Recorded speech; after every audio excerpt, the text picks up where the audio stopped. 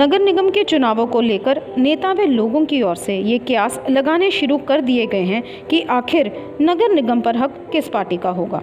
इसी के मद्देनजर पूर्व पार्षद व भाजपा जिला प्रवक्ता योगेश ठाकुर की ओर से भी एक प्रेस वार्ता की गई, जिसमें वार्डबंदी को लेकर, भाजपा अकाली गठबंधन के विभाजन को लेकर व नगर निगम में किसकी होगी सत्ता, इस पर उनकी ओर से अपनी प्रतिक्रिया दी गई।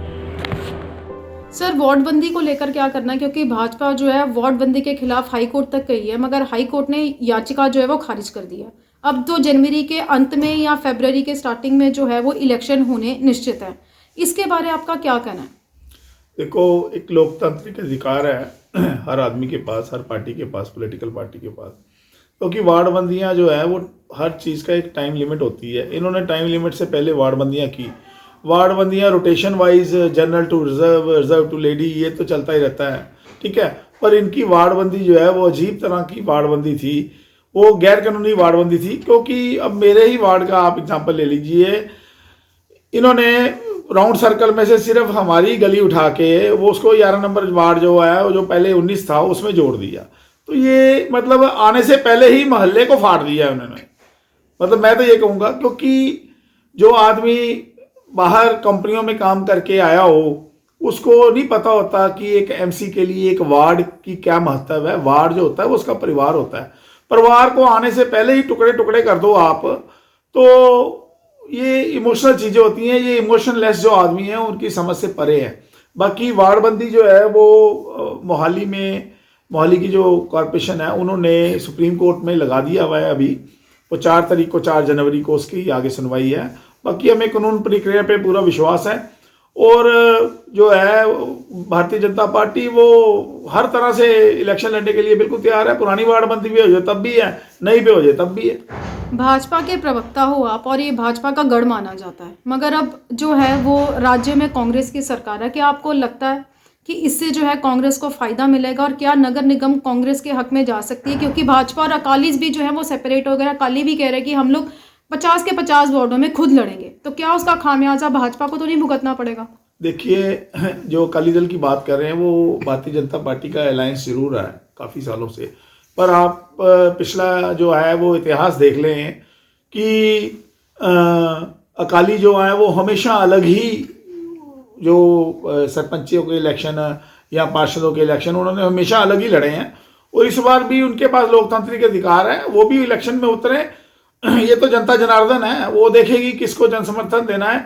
बाकी उनके अलग होने से या उनके इलेक्शन लड़ने से अब आम आदमी पार्टी भी आ रही है। लोगों के पास ऑप्शंस हो गए हैं। और जो भारत देश की जनता है और पठानकोट की जनता है उनको सिर्फ जो है भारतीय जनता पार्टी में पूर्ण विश्वास है। और बहुत जल्द जो है बहुमत के साथ जो है वो भारतीय जनता पार्टी की कॉरपोरेशन बनेगी और भारतीय जनता पार्टी का ही मेयर बनेगा। शहर में विकास कार्य बहुत ज़्यादा हो रहे हैं, तो इसका बेनिफिट जो है वो कांग्रेस को जा सकता है? देखिए, आप बोल रहे हैं विकास हो रहे हैं शहर में, मैं बोलता हूँ विनाश हो रहा है शहर में। शहर में हो रहा है भ्रष्टाचार। ये जो काम 4 साल पहले अगर होते, ठीक है, ये काम जो हो रहे हैं अभी, इसमें आप देखिए जो टाइल्स हैं वो ISI मार्क नहीं है, उनका बेस भी जो है वो प्रॉपर तैयार नहीं हो रहा। और ये काम जो हैं ये अमरूद स्कीम के अंडर जो पैसा और 14वें वित्त कमीशन के अंडर जो पैसा था उसमें पास हुए हुए थे। क्योंकि अगर विधायक जी नहीं काम कराने हैं तो कॉरपोरेशन का तो कोई महत्व ही नहीं रहा, काउंसलर का कोई महत्व ही नहीं रहा। और जो कॉरपोरेशन है वो फरवरी से भंग हुई भी है।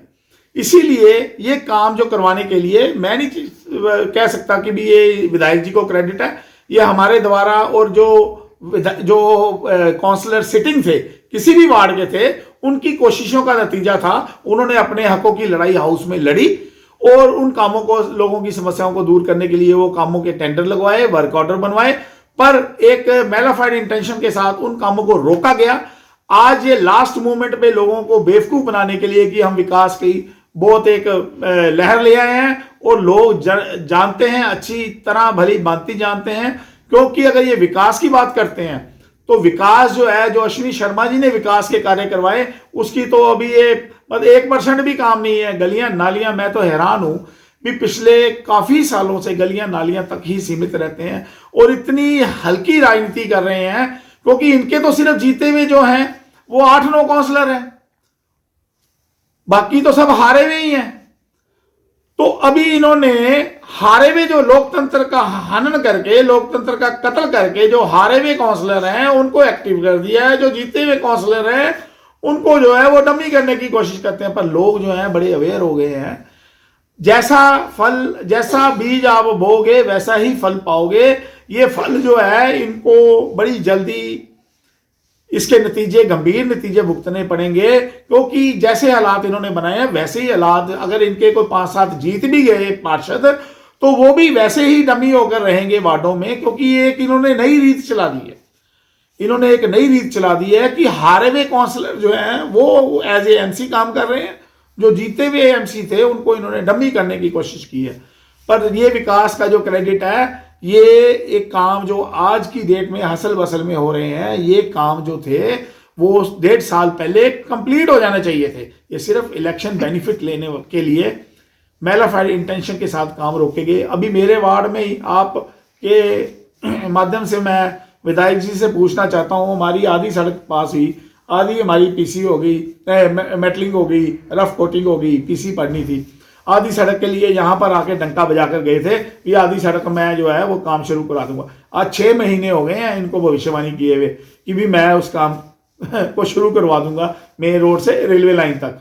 अभी जगह जगह टुकड़ों, देखिए अमरूद स्कीम के अंडर पूरे इलाकों में जो गांव थे, रिमोटेड गांव थे, उनके लिए अमरूद स्कीम में ट्यूबवेल्स के लिए और वाटर सप्लाई के लिए और सीवरेज की पाइपों के लिए, व्यवस्था के लिए कि गांवों में सीवरेज नहीं थी, उसके लिए सेंटर से जो था वो 75% और स्टेट ने 25% जो अमाउंट है उसको स्टेट पठानकोट जिले में भेजा था, near about 132 crore rupees, 132 crore रुपया।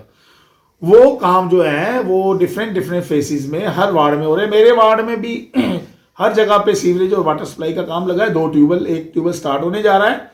वो हमारी कोशिश थी, उनके लिए हम लड़े, जमीनें हमने प्रोवाइड करवाई। एक आधुनिक विहार में जो है वो पठानकोट क्लब के बिल्कुल सामने है, वहां पे ओवरहेड टैंक भी बन रहा है। कृषि अध्यादेश के बारे में आप क्या कहेंगे, क्योंकि किसानों का समर्थन जो है वो इस पे नहीं है, क्या भाजपा को इसका खामियाजा नहीं भुगतना पड़ेगा? कोई ऐसी बात नहीं है, जो किसान भाई हैं वो भी बड़े अवेयर हैं, क्योंकि जो बिल लाए और उसमें जो जो चीजें उन्होंने मांगी एमएसपी के लिए, मंडियों के लिए, ठीक है, और पराली के लिए, जो जो उन्होंने शर्तें रखी थी पहले, उन शर्तों को तो सारा लिखित रूप में मान लिया मोदी जी ने, सेंट्रल गवर्नमेंट ने, नरेंद्र सिंह तोमर जी ने, जो हमारे कृषि मंत्री हैं, उन्होंने लिखित रूप में बोल दिया भी हम आपको लिखित रूप में दे देते हैं। इससे ज्यादा आश्वस्त क्या करें? अभी तो डटी जो है वो पॉलिटिक्स हो रही है, क्योंकि आम आदमी पार्टी भी अपने वजूद की लड़ाई लड़ रही है।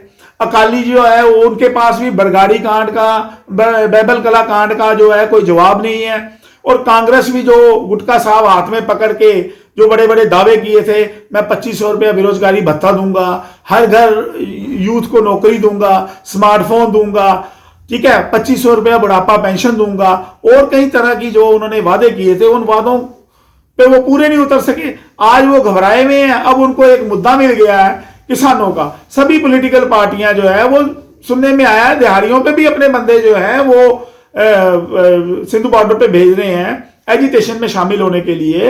ये प्रोटेस्ट नहीं है, ये प्री प्लान्ड वे में एक जो है राजनीति का एक जरिया इन्होंने बना लिया, क्योंकि पंजाब में इनके पास किसी भी पॉलिटिकल पार्टी के पास कोई वजूद नहीं है और कोई जो है उनके कार्य नहीं किए हुए, कोई अपनी कमिटमेंट्स नहीं पूरी की हुई। ठीक है, बिजली आप देखिए 10 रुपए यूनिट के आसपास बिजली हो गई हुई है। ये चीजें जो है ये इनके पास, इन चीजों का कोई जवाब नहीं है। माइनिंग माफिया कितना प्रभावी हो गया हुआ है बुरी तरह से, ड्रग्स माफिया पे कोई कंट्रोल नहीं कर सके। और जो लोगों को इन्होंने रोजगार की बात की थी, मैं आपके माध्यम से बताना चाहता हूं, यूथ को इन्होंने रोजगार दिया है काफी यूथ को, जो शराब स्मगलिंग में डाल दिया, उनको चिट्टे की स्मगलिंग में डाल दिया, ठीक है, भू माफिया बना दिया, और जगह जगह शहर में चोरियां हो रही हैं। ये कारोबार दिए हैं कांग्रेस की गवर्नमेंट ने और हमारे विधायक जी ने। देखो, कांग्रेस पार्टी का मैंने आपको पहले ही बताया कि वो तो अपनी कोई कमिटमेंट पूरी नहीं कर सके। विधायक जी आज जो विकास की बातें कर रहे हैं, आप देखिए गलियां नालियां विकास नहीं होता है।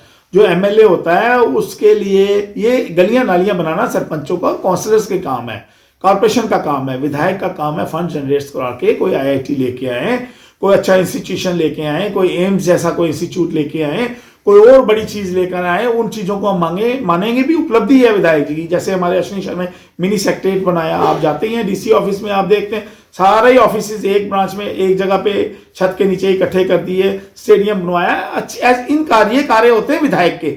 ये जो विधायक जी अपने कार्य बना रहे हैं, ये कार्य है काउंसलर के। और आपके माध्यम से मैं बताना चाहूंगा, विधायक जी जो गुमराह करने की कोशिश कर रहे हैं और विकास पुरुष बनने की बातें कर रहे हैं, पठानकोट की जनता जो है बड़ी अवेयर है।